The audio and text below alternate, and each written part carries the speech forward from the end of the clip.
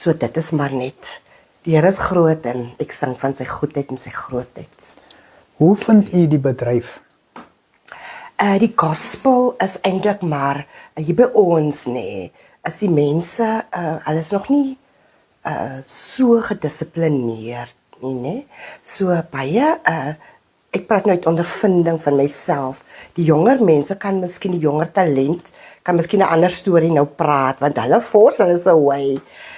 Ons grootes maar nog so ons word amper uit die pad uit gedruk. Maar dit was my ondervinding dat mense hulle wou nie betaal vir gospel nie. Jy moet maar kom sing en dan sê hulle vir jou dankie. Daar gaan jy. So, maar ek kan regtig nie kla nie. Die Here was vir my baie goed. Ek het 'n hele paar goeie funksies gehad. Dit was nou voor Covid het ek 'n paar goeie funksies gehad wat ek by al die departemente het my gebruik.